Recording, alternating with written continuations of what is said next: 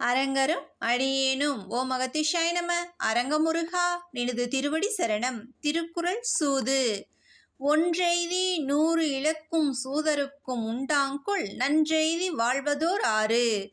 ஒரு பொருளை பெற்று அவ்வாசையினாலே மற்றொரு பொருளினை பெறலாம் என்று தன்னிடம் உள்ள 100 பொருளை இழக்கின்ற சூதாடுபவர்களுக்கு இவ்வுலகில் நன்மை பெற்று வாழ ஒரு வழியுண்டோ?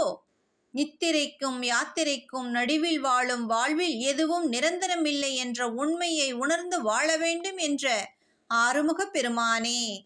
ஒரு காலகட்டத்தில் மாந்தர்கள் வாழ்வில் சூது என்பதை விளையாட்டில் மட்டும் வைத்து வாழ்ந்தார்கள். காலப்போக்கில் மாந்தர்கள் தங்களது வாழ்வையே சூதாக மாற்றி வாழ்கின்றார்கள். ஆட்டம் என்னவோ ஒன்றுதான், ஆனால் விளைவுகள் தான் அதிகம்.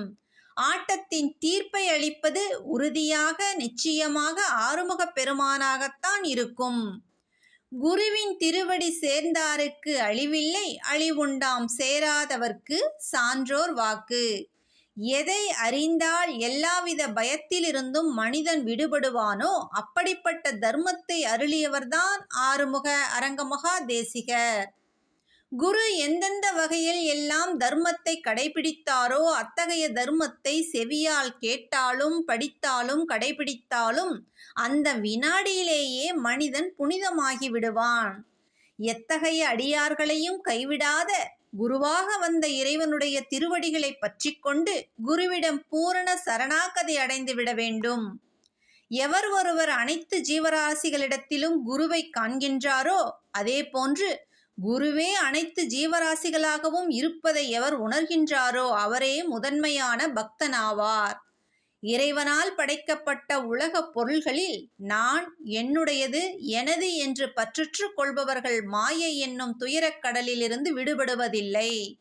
மனத்தூய்மை, சகிப்புத்தன்மை, மௌனம், படித்த அறநூலின் சாரத்தை மனதில் சிந்தித்தல், நேர்மை மற்றும் சுக துக்கம், மான அவமானம், குளிர் வெப்பம் முதலிய இருமைகளை சமமாக அனுபவிக்க பழக வேண்டும்.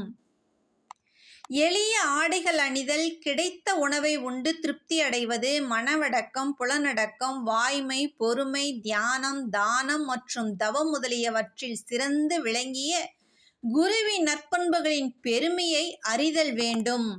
செய்யும் தர்ம பலனில் பற்றில்லாமலும் குகார்ப்பணமாக செய்யப்படும் தர்ம செயல்களால் உயர்ந்து நின்றவர் நமது ஓங்கார குடிலாசான். அவரது தவத்தையும் பேராற்றலையும் வெறும் சொல்லால் விவரித்து கூற இயலாது.